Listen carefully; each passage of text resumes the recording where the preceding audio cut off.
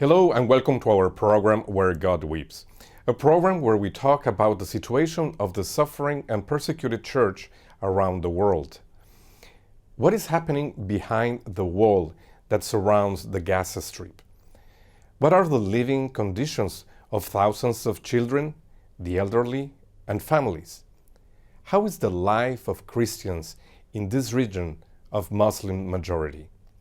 To know more about the realities of Gaza and the West Bank in Palestine, it is my honor to welcome Sister Bridget Tighe, Director of Caritas Jerusalem. Sister, welcome to our program. Thank you. It's a pleasure to be here.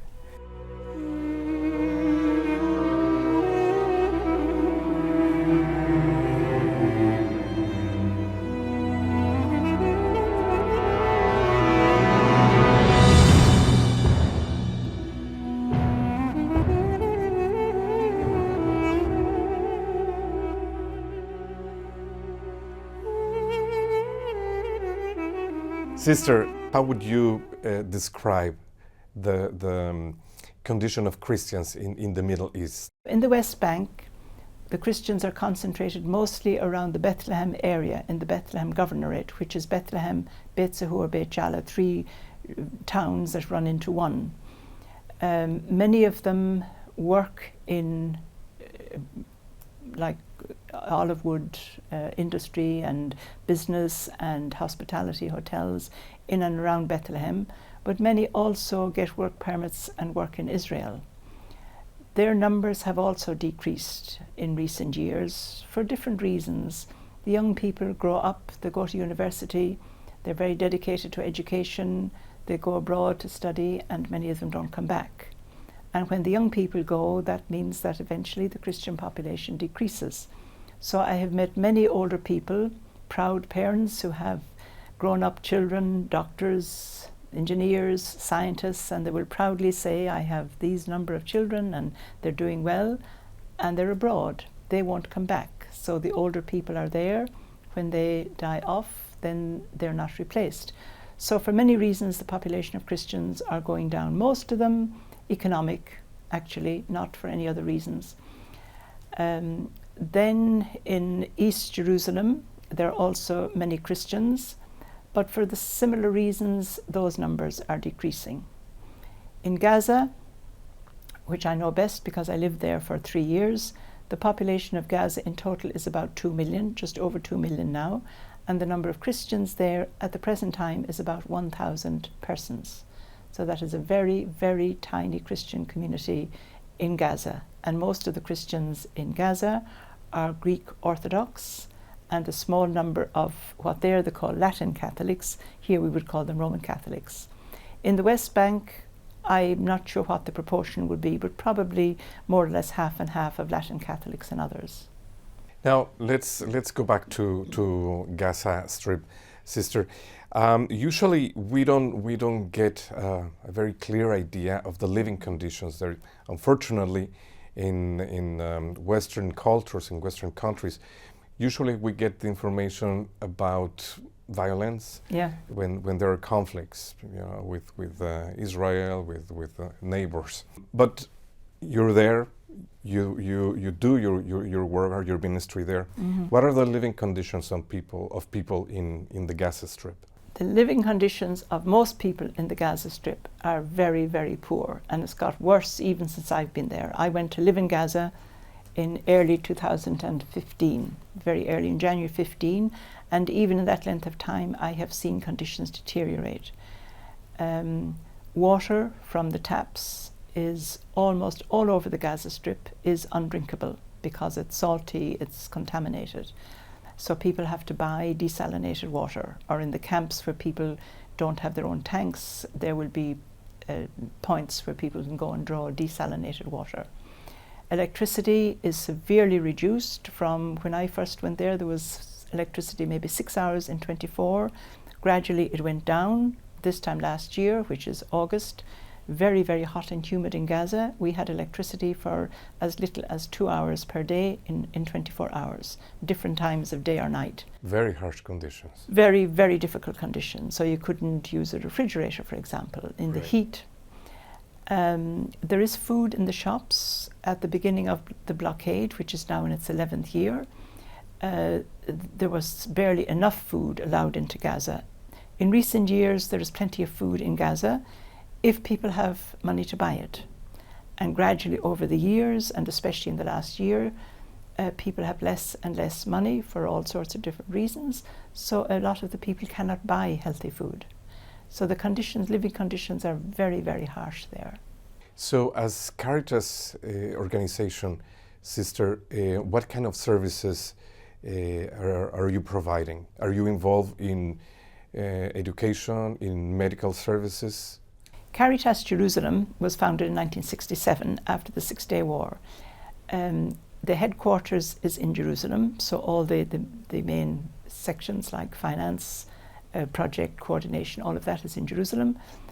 Until the blockade, it was easy for people in the headquarters to drive to Ramallah one day to see the projects going on and to drive to Gaza the next day to supervise the projects there.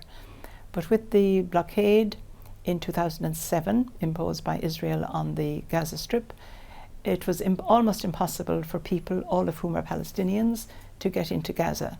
So Gaza, the staff in Gaza were cut off from headquarters. And so that was when I started working with Caritas and I went into Gaza to live there.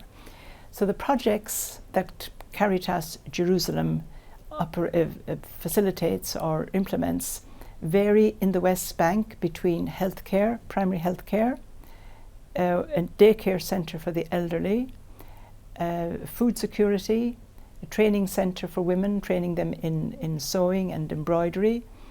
Recently a project trying to develop the employment potential of physically handicapped young adults. And in East Jerusalem, working with the families of drug addicts. We're not actually doing work with the addicts themselves, but with the families, because there's a very high incidence of drug addiction, substance abuse in East Jerusalem. So we have a whole range of different projects, very different projects in West Bank and East Jerusalem. In Gaza, because of the needs in Gaza, a lot of our work in Gaza is medical. We also work at various times in psychosocial intervention for children traumatized by war. And a child of 10 or 12 years old in Gaza at the moment has lived through 3 or 4 wars and then different episodes of violence like we've had recently. What kind of impact, Sister? Give us an idea of what is the trauma that these children are suffering. Okay. When I first went to Gaza, to live in Gaza and work with Caritas, it was very soon after the 2014 war. We found children, I've met them, I've spoken to them. Children who saw their older brothers blown to bits by a bomb. Children who were asleep in bed and they were put on the floor for safety and the bullets were coming through the windows over the child's head, hitting the wall, and they were just there on the floor with their parents saying don't move because if they rise their head they might be shot. Most of those would be random bullets they wouldn't be shooting directly at the children. And so those are just some of them that I myself experienced. How that affects the children. Some of them were traumatized for life, never spoke again. I know some of those. A lot of them weren't that badly traumatized. A lot of bedwetting, a lot of aggression, a lot of fear, clinging to the parents, those kind of things. A lot of aggression and anger, and children are too small to understand it. So what we did, and many other organizations in Gaza were doing this, you have psychologists trained in this way, in psychosocial intervention, and they follow different programs. The program that we followed was designed specially for children in areas of war and other trauma, and then our psychologist took it with experts and adapted it to the situation in Gaza, and our psychologists met those children. We had criteria for accepting who we took. We took them generally between the ages of 5 or 6 and 12 or 13, 14. The younger ones had other needs.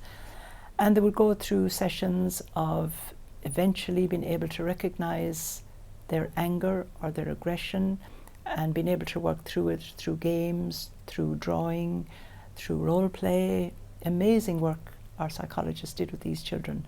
One session I sat in on, this was quite far on in the program, where the children were well aware of what was happening, and one young child, new child, joined this group. And the day that I was there, this newer child, who hadn't been through all of the other sessions, joined the group. They didn't send the child away, and they had another boy who had been through the sessions interviewing this peer age. It was fascinating to see, and the child was able to respond to a child in a way that because he knew might exactly not what exactly what came. Feelings So, and fears. Yeah, and I actually saw, when I first went there, I went to one of these first sessions with the traumatized children. It was absolute chaos. It was actually in one of the schools where internally displaced people were living, and I saw where the living conditions in the classrooms, in trying to give some sort of privacy by putting up blankets between the families, this kind of thing. And our young psychologist, a young woman, was there with assistants, with volunteers, and it was chaotic. These children, I went away thinking to myself, well, they're probably having a good time letting off steam, but there was no therapy in it. I went back some weeks later, where this young woman had been working with these children, the same group of children, and the difference was extraordinary. The children were quiet, they were able to begin to talk, they were doing drawings, they were doing games, and then at the end, she got them, this was a group of 20 or 30 children, she got them sitting quietly, listening to music, and saying things to them, imagine, visualizing. Imagine if you're going on holiday, who would you take with you? Complete silence. Who would you take with you? What would you eat? What would you like to do? Where would you be? I couldn't believe it was the same children. And then after a while, she got them back talking and said, who are you going to take with you? What were you going to do?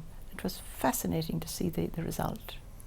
It's crucial, really, this work that you're doing. Sister, now, obviously, we know that Caritas is a Catholic organization, but the majority of these children are not Christian. So you're really practicing genuine Christian charity, meaning helping to whoever needs. It doesn't matter their creed, their faith. Absolutely. The Caritas self-definition, Caritas Jerusalem, is that Caritas is the pastoral and humanitarian wing of the local church, the Catholic Church. And that is what we do. Of course we work with Christians, but again, to talk of Gaza that I know best, we work mostly in medical, a lot of medical work we do. And you have clinics or? Yeah, we have one small building, which is a nice, fairly new building, and it's on the outskirts of a refugee camp, a Shati camp, which is one of the most densely populated camps in Gaza, and all of Gaza is pretty densely populated. So we have this small building, and there we have a gynecologist, we have a dentist, we have a path lab, we have a pharmacy, but also that is the hub from which we send out mobile teams all over the Gaza Strip. Not mobile clinics. People think a mobile clinic as a big bus or a van, you put everything. It's not that.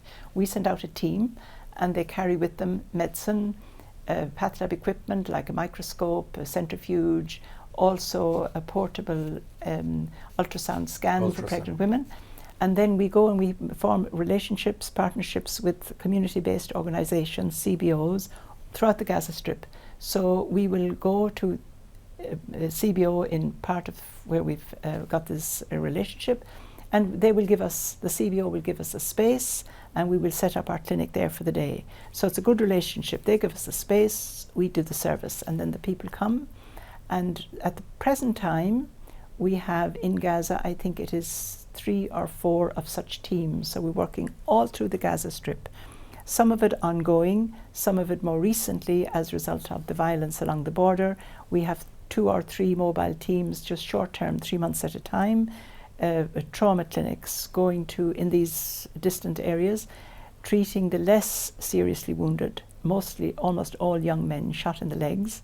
And so they've been to hospital, they've had themselves patched up, and then they come to us and we do the dressings and we do the infection control and whatever else. Sister, but listening to you doing all this work, my question is, do you have the medication? Do you have the equipment to attend to all these needs? We do at times. How we manage is we apply projects, so we apply to funding agencies like Trocra, like Caritas in Belgium, like other Caritases, and we write up our project, we say what we need, and then if the project is approved, we have the medicine, we have the money for salaries, we have the path lab kits, we've already got the equipment. We got the equipment over the last few years with some excellent projects that actually bought this very expensive equipment for us. But of course the project ends and then we need more money for the next project. Now, it's so overpowering, all these needs to satisfy basic human needs. Mm-hmm. However, you have a vocation to be a spiritual mother in a way. Do you have the opportunity to also attend to the spiritual needs of the people? When I lived in Gaza, of course, I was part of the church there, very small Christian community, and as part of that, a very active member of the church. To care for the spiritual needs of Muslims, the most majority are Muslims, we would not talk religion. But if you go back to what Jesus said in the Gospel, I was hungry and you gave me to eat, I was thirsty and you gave me to drink, I was naked and you clothed me, this is what we do, and I think we preach the Gospel by our life. And the Muslims, as in general, Muslims are a very religious people. They're different to Christians, but they're very religious people, and they respect other religious people. So they respect what we're doing. Caritas has a very good name in the West Bank and Gaza. I'm talking mostly about Gaza. So we preach the Gospel by our life. I can tell you an interesting story. We had a project last year for the elderly. In Gaza, as probably in other parts of the world, the older people don't get much attention. Projects are more attractive if it's for mothers and babies and youth and all of that. You'll always get this. And Caritas also has projects for mothers and babies and youth. But about 2 years ago, I, with others working in Gaza, said, is there any section of Gaza population that is not being helped by other NGOs? And we questioned others and sought information from the population, and there was no specific project for the elderly, the over 60s. They're free to go to whatever, we're thinking of medical care mostly. They're free to go to whichever clinic they want, but there was nothing specific for them. So we applied to an organisation here in Ireland, Missiankara, and they gave us a grant for a programme for 1 year for the elderly. And we took it in 2 areas, in the Shati camp where we're working, very densely populated, and in a remote area, agricultural area, down near the Egyptian borders. And we wanted to compare the two. It was a kind of a research project as well. So we gave medical care, including eye examinations, including full medical examinations, and including trying to raise awareness of the human rights of the elderly. And we thought, how do we make this known throughout the population? We have a Muslim doctor working with us. He used to go to the mosque every Friday. So this doctor came back to me and he said, outside the mosque, people saw him and they recognized him and they said, Doctor, are you working with Caritas, the elderly? He said, yes. And the people, these were men outside the mosque, said, we want to kiss your feet or something, whatever flowery expression they used, to thank you and to thank Caritas for the work. Nobody else is doing this for us. And somebody else, another man, said, oh, Caritas is doing that because they want to make us Christians. Another man said, if this is what Christians do, I have great admiration for Christians. So talk about preaching the word of God, preaching the gospel. This is an example. We don't ever preach to the Muslims. We wouldn't anyway, and it would be forbidden. But like I said, we preach by our actions, and they recognize it. And specifically for the Christian community, do you have that opportunity to help them in catechism, in preparation? No, we particularly, Caritas doesn't do that. There are sisters there who do that specifically. There are, in this very small Christian population in Gaza, there are 4 Christian schools. And some of them are the best schools in Gaza. There's one run by the local congregation of Rosary Sisters. It's a local Arab congregation. They have a wonderful school there in Gaza. The Catholic Church has 2 other schools, and the Orthodox Church has a school. They're very good schools. So we help the school sometimes by, at the present time, we have project for dental care for the children that get very bad teeth problem. And so we are enabling the children in these schools to come and have free dental care with us. But there are other sisters there who do the catechism and the catechesis. What Caritas is doing is we have a youth program there, but we're not just doing activities, we're actually teaching them a very good program on the Church's social teaching, on the benefits of volunteering, putting them in placements where they can do voluntary work, and on the history of Christianity in Palestine, so they learn their own history. And we're doing that in the West Bank and in Gaza as well. Now I want to jump now to the West Bank. There are significant differences between these two territories, these two areas, in terms of their living conditions mostly? Yes, in the West Bank, life in the West Bank is tough in many ways, but it's not as bad as in Gaza. The difficulties that people in the West Bank, whether Christian or Muslim, is lack of opportunity, a high unemployment rate. Many get permissions, work permits to come and work in Israel, but proportionately not many. There's a high incidence of immigration, Christians leaving the West Bank. There's a problem of travel. It's difficult to travel between Bethlehem and Nablus or Jenin. It's possible to travel, but even within the West Bank, there are checkpoints and army checkpoints. Life is difficult in that way. In Hebron, it's often in the news where there's a small community of settlers within the very Muslim town of Hebron, and the whole street is closed off. Palestinians cannot walk through their front doors. This is well documented. So there are different challenges in the West Bank. And specifically, Caritas has also the same kind of services for the West Bank? Different services because of different needs. We don't do so much healthcare in the West Bank because there's a better health service. We have 2 primary healthcare clinics, and we have some outreach projects, and we have a daycare centre for the elderly in Ramallah. But more of our work in the West Bank is in development and self-sufficiency. So we have projects for training women in dressmaking, high quality dressmaking, so then they can make a living, they can set up their own business. We have training in developing the potential of physically handicapped young people so they can get employment. That's a fairly recent one. We have agriculture projects to help the farmers make their land more productive, so that's food security and again self-sufficiency.